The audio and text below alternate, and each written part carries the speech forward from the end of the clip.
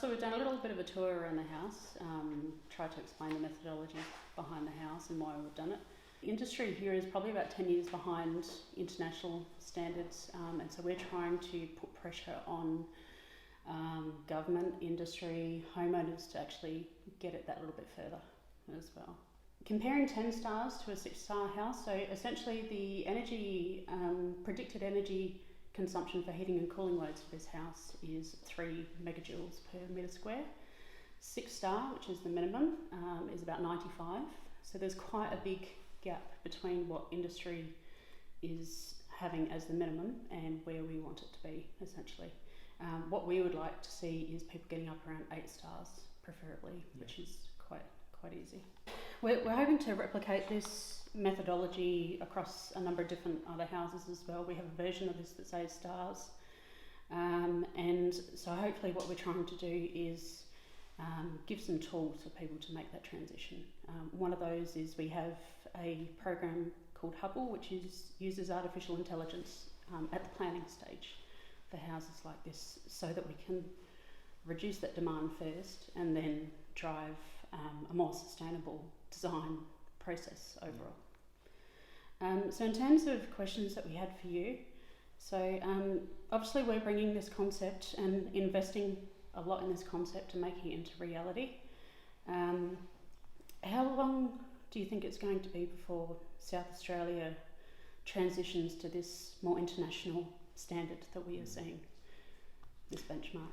Yeah, look, firstly, thank you for having me here today. It's been great to see a house like this firsthand, because you read about them occasionally in coffee table magazines, but don't actually get to come and have a good look around and understand what you can do. And the fact that you can do it in a home that looks and feels like a normal house, but is ticking lots and lots of boxes when it comes to a high quality and highly sustainable design. I also speak with my eyes very widely open as someone who's in the process of building a house at the moment, which is 6 stars, and now I'm thinking, oh dear, what have I done? Or what haven't I done? What haven't I done? And I think we are.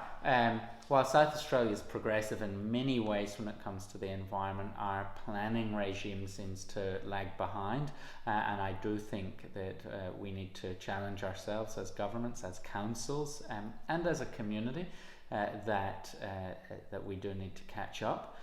Growing up in Scotland, as I did, we had triple glazed windows for a range of reasons. We actually had solar panels on our roof there.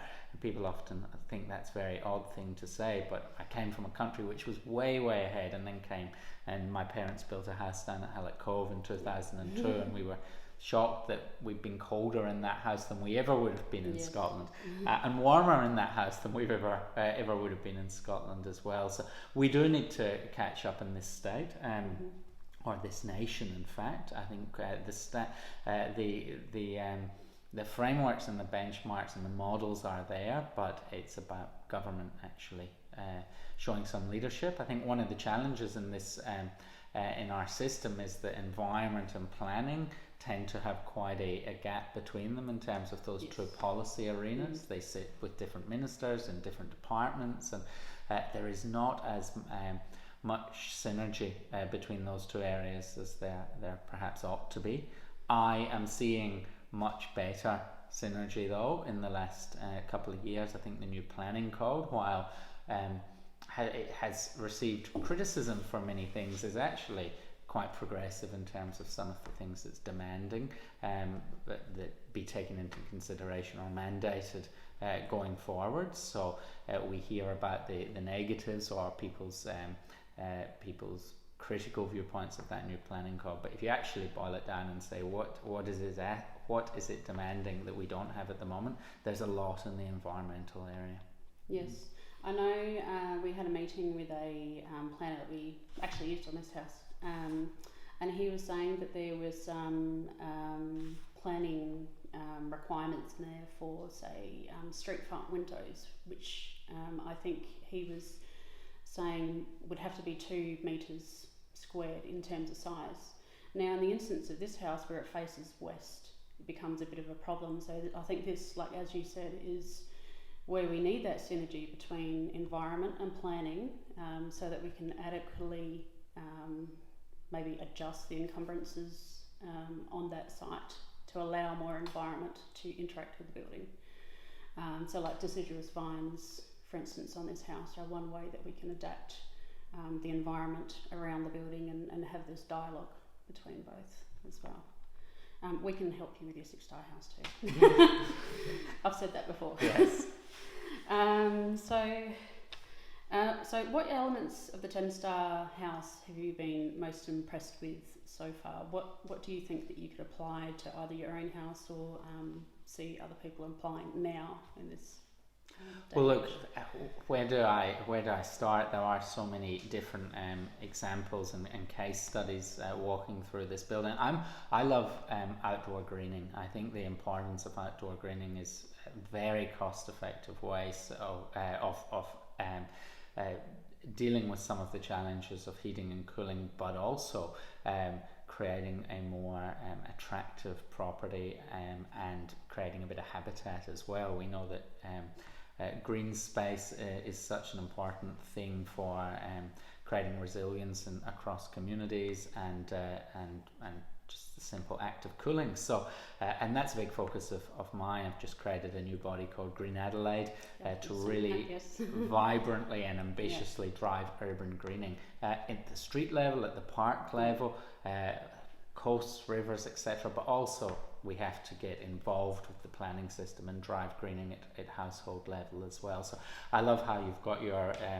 the capacity to have vines here. You've built those retaining walls which have I think come back in a couple of years' time, and hopefully there's plants tumbling down those retaining walls, and so that strikes me straight away as something that is very visible, and you'll create a lush green environment here in a really tangible, beneficial way.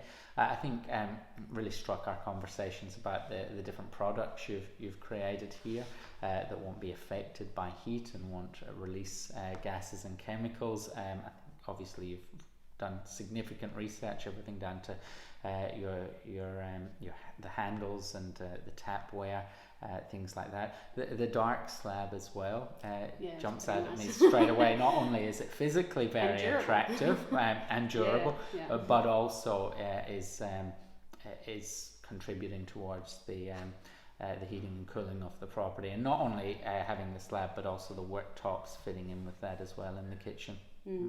And I think in terms of this house, the way that this spline works down the side and the way that it relates to planning is that a lot of volume builders will just have a very still face to the street. But by playing with this vegetation, we can get different focal lengths on the streetscape, which really enhances that idea of context. And maybe creates places where families can go out and interact. And creates a softer blending of the streetscape and the property as well. And we're moving towards denser dwelling in Adelaide. That is a policy direction that's been in place for the best part of 2 decades. It makes a lot of sense from my point of view. Denser cities mean less of our prime production and agricultural and environmental land being swept away by urban sprawl. We will become denser as a city. That's an inevitable trend. In fact, the trend is much quicker than we ever anticipated because the demand is being driven at consumer level. When the 30-year plan for Greater Adelaide was established, scenarios were played out that would see densification occur over time, but urban sprawl continue. In fact, urban sprawl is slowing much quicker than that modelling showed because people want to be within the existing city footprint.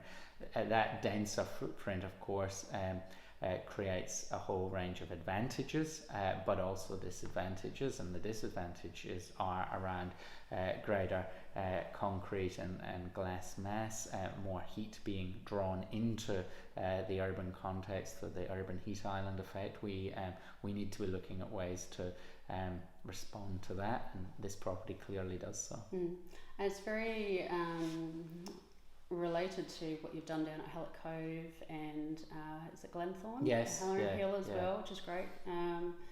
Growing up down south and not having as much connection to the greenery, we had the ocean, but you know, the densification is happening down there.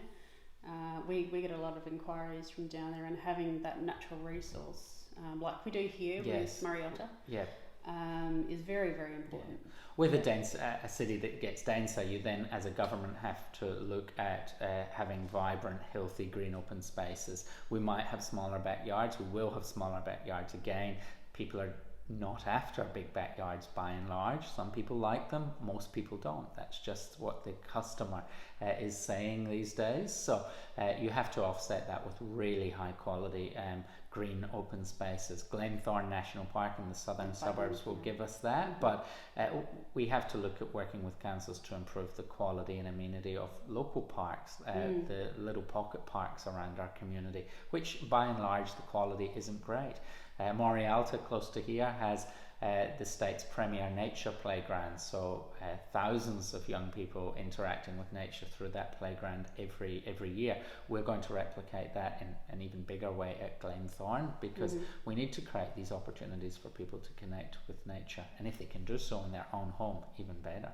And what's great about that is also it is near my parents' house, so I can get my kids back. They can take them to the playground. Excellent. So you're doing me wonders.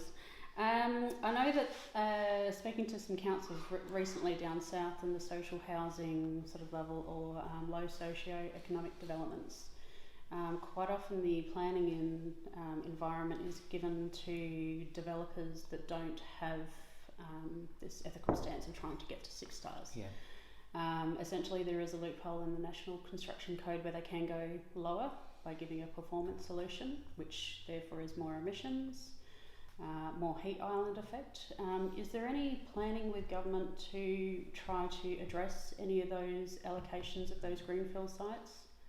I'm not sure exactly what we're looking at from a policy point of view, but it is something that we have to get better at. My mum is an NDIS worker. She has gone to properties which are new builds, which are unbearably hot in summer. You know, the standards are so low for some of these houses, and these are our most vulnerable members of society who are often being told you're getting a new house, upgrading from often a pretty old housing trust property, but then moving into an NDIS house, which becomes a box of heat.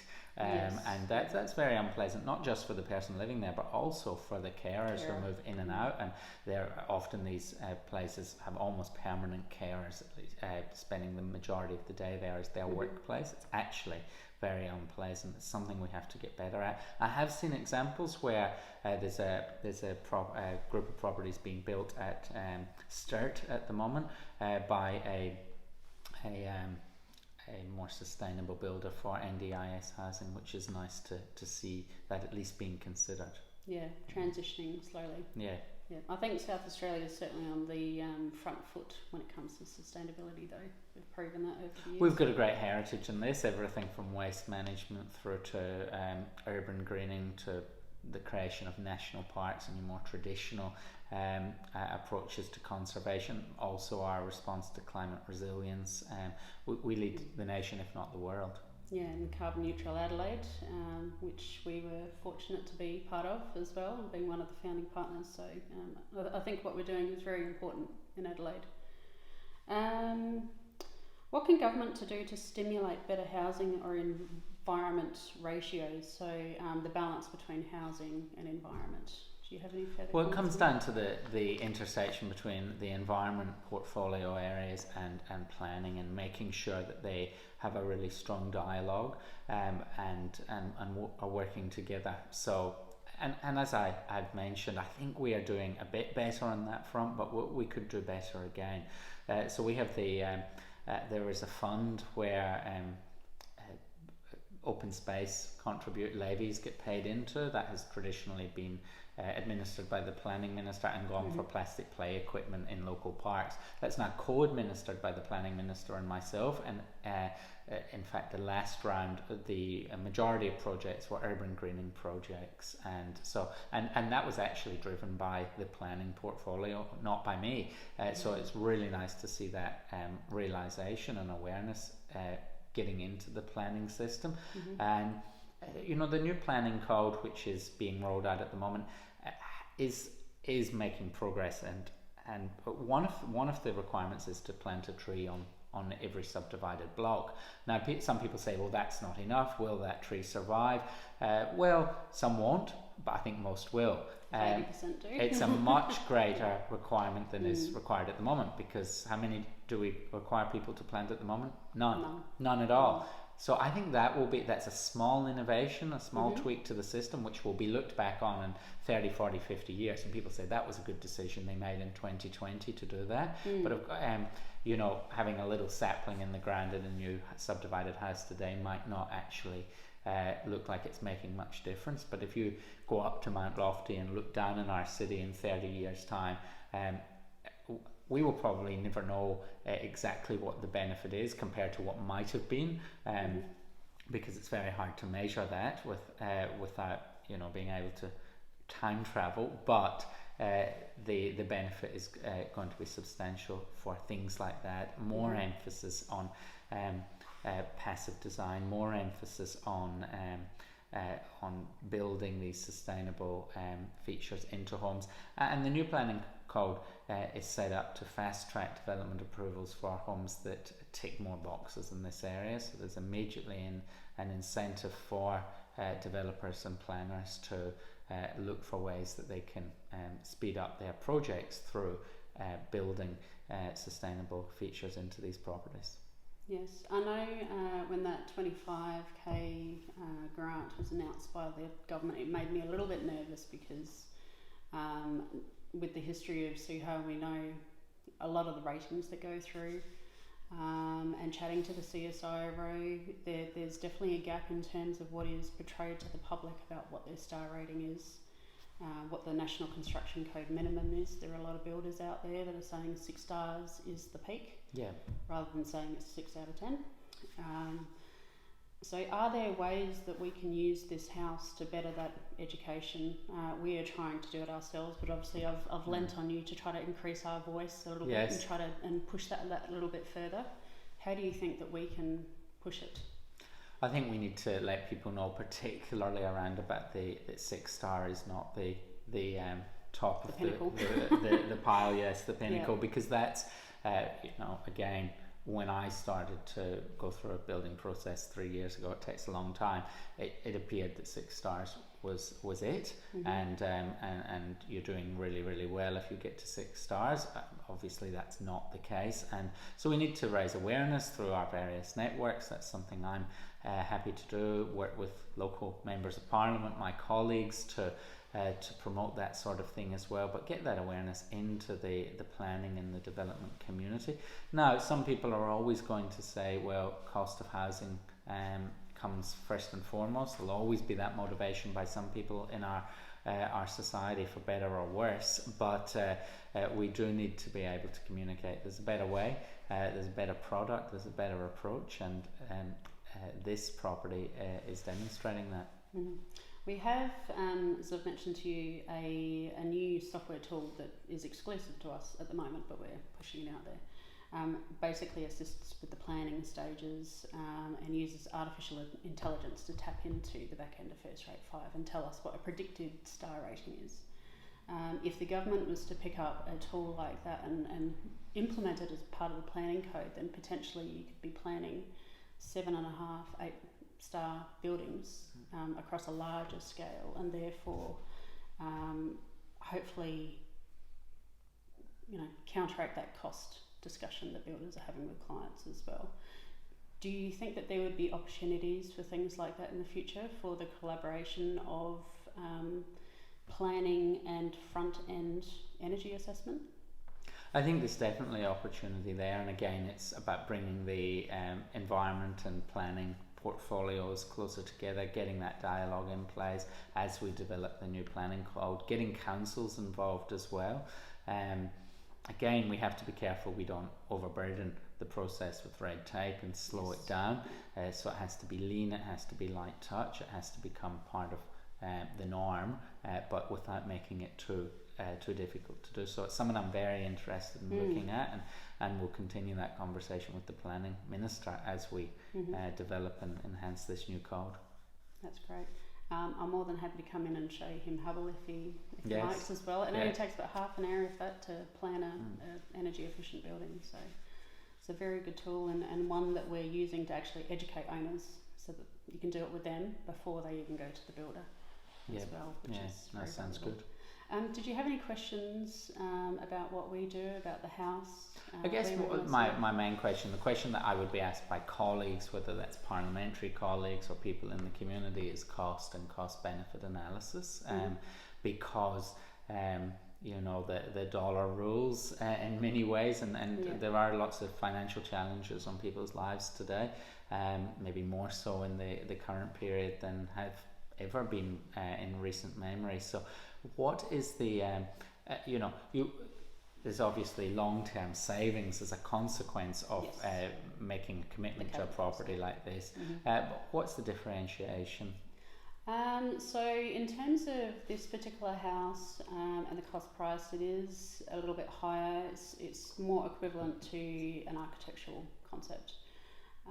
So around 4,500 a square metre, but that is also including this introduction of fresh air through the HRV system, home automation, and certain other aspects that are a little bit above what general housing would be.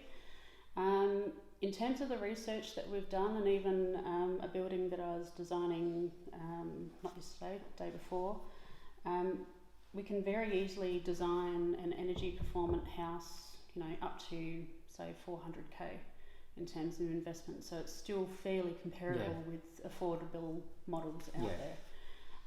And that would be a standard 3-bedroom house. The difference is, and the learnings that we've had on this house is that the more, and you might know from being from Scotland, the more you increase the insulation in the house, the more opportunity there is for the health of the construction to suffer, especially during peak cold times. So you might get condensation building up on surfaces. So now, from having that understanding doing this house, we can then therefore not only target that energy performance and make it that little bit better, but we can also attack the construction health and ensure that we're making the lifespan of the building last well beyond that builder's warranty. So if a building warranty is 15 years, which might be the same as your solar panel, your capital cost is higher at the beginning because we might have to look at the building and the design a little bit more, but then the lifespan of the building is 3 times as long. So you get the return in that way, and obviously times that by your energy savings, and it's quite a lot. And I think, talking to colleagues, South Australia's got one of the highest rates for energy supply. I know I pay about 41 cents per kilowatt hour. Perth was about 26, so especially in South Australia it's a really good thing if we can jump on this, and although we're investing in these big battery storage schemes and things, we might not need that reliance if we're putting that investment into housing instead. Definitely. We do also have the version of this which is essentially an 8-star building. So what we've done is, obviously this is a premium model, we've got the premium finishes in there. The type A model that we have done is essentially an 8-star version with the same shape, but instead of having things like timber ceilings, which are another sustainability strategy and obviously a premium choice, we've gone back to a traditional plasterboard. I believe the windows might be double glazed, so therefore another cheaper option and slightly different. But there are models like that which, again, we're hoping are at that affordable housing range that then we could duplicate and therefore essentially drive communities to have collectively a lot less demand as well. So that's one thing that we're rolling out very shortly. It's an estimation at the moment. And hopefully by the time you come here and cut the ribbon on September the 2nd, thank you, then we'll have that ready to go as well. So that's part of us not only putting our money where our mouth is on this house, but also trying to drive that education and having that affordability for other people as well. Well, thank you very much for having me. It's been a really good experience to be able to immerse myself in this house for an hour or so and understand what you've been up to. Thank you very much for coming. No worries. And it's been a pleasure to have you here, and your engagement with what we've done here at the Carbon Neutral Awards and then also here is very much appreciated. Thank you. Thank you.